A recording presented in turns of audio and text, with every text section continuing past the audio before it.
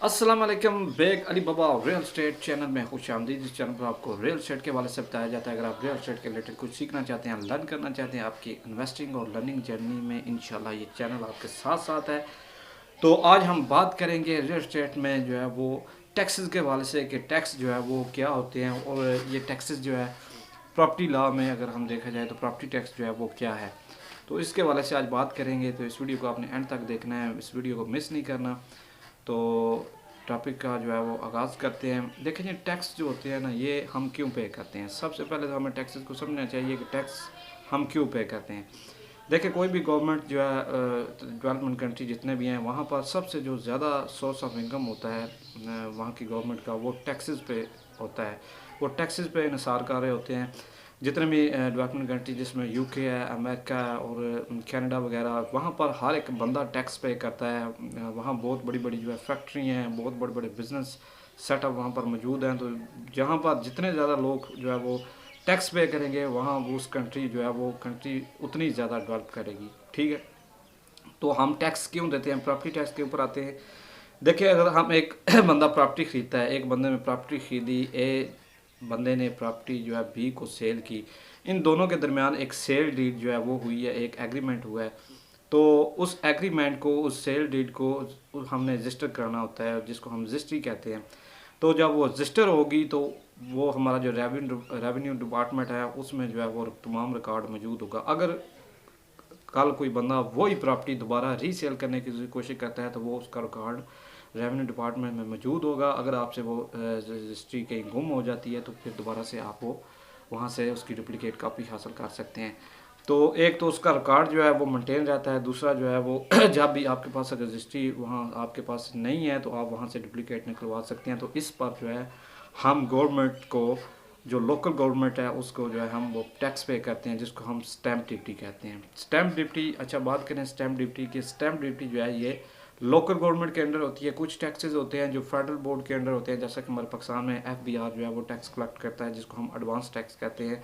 तो इसी तरह लोकल गवर्नमेंट जो है, जो सूबाई हुकूमत है, वो एक टैक्स जो हम चार्ज करती है जब हम कोई भी रजिस्ट्री करते हैं, तो उस पर जो है वो हमारे कुछ टैक्सेस होते हैं जो हमने पे करते हैं। उसमें से सबसे पहले हम बात करें जो टैक्स हमारे ऊपर लागू होते हैं, कुछ जो चार्ज हम करते हैं रजिस्ट्री पर, तो वो स्टैम्प ड्यूटी जो है पहले 3% होती थी, लेकिन अब चीफ मिनिस्टर अपना परवेज़ लाई के जो दौरे हुकूमत है, PTI की दौरे हुकूमत में जो है वो उसको 3 से जो है वो 2% पहले किया, फिर 2 से अभी 1% है।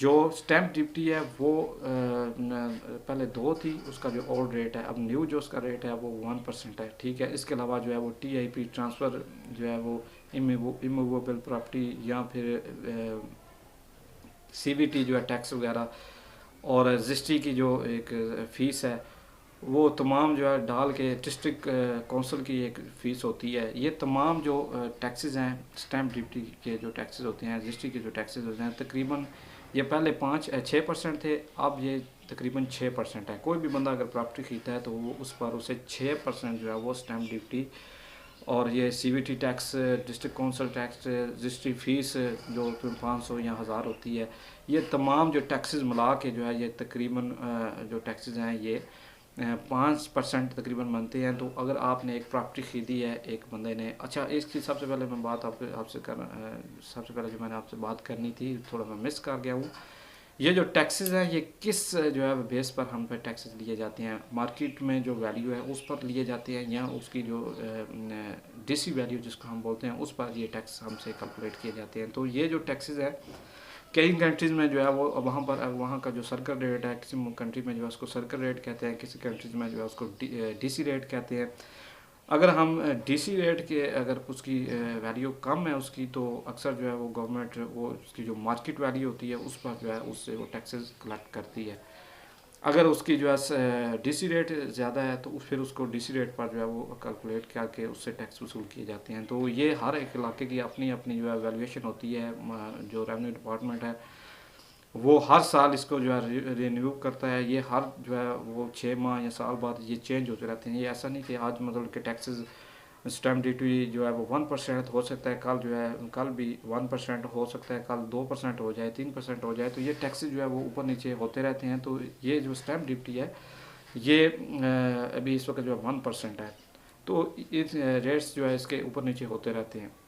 तो डीसी जो वैल्यू है, डीसी वैल्यू पर इसको जो है वो कैलकुलेट किया जाता है। डीसी वैल्यू जो है वो जब आप उसकी जब आपको पता होगी तो फिर उसके ऊपर मिसाल के तौर पर एक जो है वो इलाके में, इसमें अर्बन एरिया भी आता है, रूरल एरिया भी आता है। अर्बन एरिया में जो है वो टैक्सेस और किस्म के होते हैं। अगर कोई बंदा अर्बन एरिया में रह रहा है तो वहाँ पर उसको कुछ और एडिशनल जो है टैक्सेस भी पे करने पड़ सकते हैं, जैसा कि जो है वो कैपिटल वैल्यू टैक्स है जिसको हम सीवीटी टैक्स कहते हैं। इसके अलावा और भी जो अर्बन के जो टैक्सेस ऐसे हैं जो कुछ जो है रूरल एरिया में जो है इम्प्लीमेंट नहीं होते। तो इसी तरह रूरल एरिया का डीसी रेट अलग होता है, अर्बन एरिया का डीसी रेट जो है अलग होता है। दोनों अलग अलग इसके जो रेट्स होते हैं। तो इनकी अगर हमें डीसी वैल्यू मालूम है तो हम जो है इसको कैलकुलेट करके इसका जो है रेट निकाल सकते हैं। अगर मिसाल के तौर पर किसी भी जो है शहरी एरिया में डीसी वैल्यू किसी मरले की पर मरला उसकी जो वैल्यू है अगर 4 लाख है, तो अगर 5 मरले का हमने प्लाट लेना है तो आप उसको कैलकुलेट कर सकते हैं। 20 लाख का उसका प्लाट बनता है, या 3.5 लाख है, या जितनी भी वहाँ पर डीसी वैल्यू वो आप चेक कर सकते हैं। इसमें ज़्यादा आपने इस कन्फ्यूजन में नहीं जाना। आजकल तो जो है ऑनलाइन आपको बहुत से ऐसे कैलकुलेटर मिल जाते हैं जहाँ पर आप जाके डीसी उसकी वैल्यू मालूम कर सकते हैं।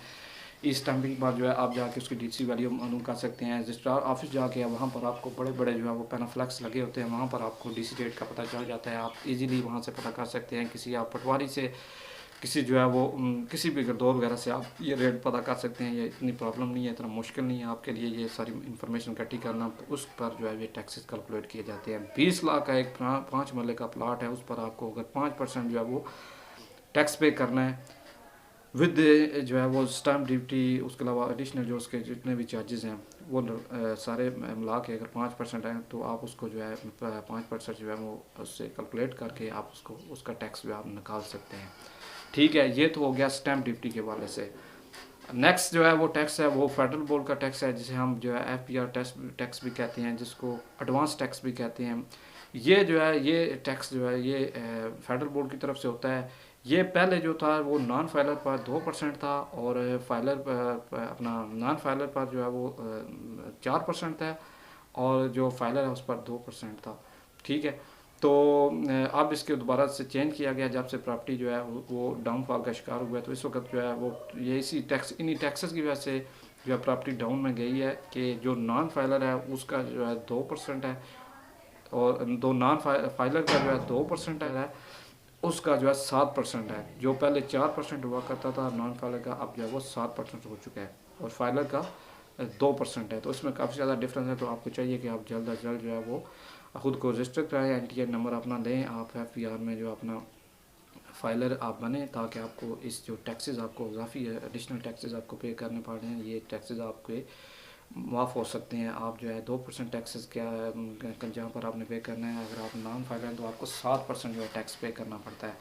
तो ये जो है ये एडवांस टैक्सेस हम किसे कहते हैं। ये हम प्रॉपर्टी पे जो है वो उसमें जो 5 मरले की एक प्रॉपर्टी है आपकी, वहाँ पर का जो डीसी रेट है या उसका FPR रेट है, उससे हम उसको जो है 2% पे जो है वो हम उसको कैलकुलेट कर सकते हैं, या 7% पे उसको कैलकुलेट कर सकते हैं। अब बात करेंगे कैपिटल गेन के हवाले से कि कैपिटल गेन जो है टैक्स क्या होता है।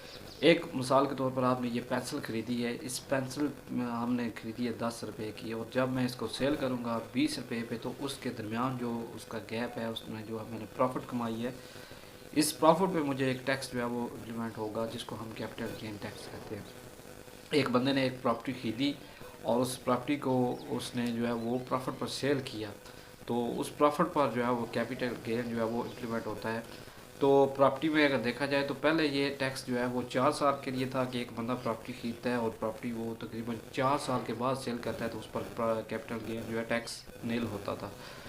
तो उससे पहले अगर वो सेल करता है तो फिर उस पर टैक्स होता था। अगर पहले साल कोई करता है, दूसरे साल करता है, तीसरे साल करता है, तो उस पर जो है टैक्स होते थे। लेकिन वो ऐसा ऐसा टैक्स जो है वो कम होता जाता था। जैसे 4 साल मुकम्मल हो जाते थे वो टैक्स जो है वो अपना ख़त्म हो जाता था।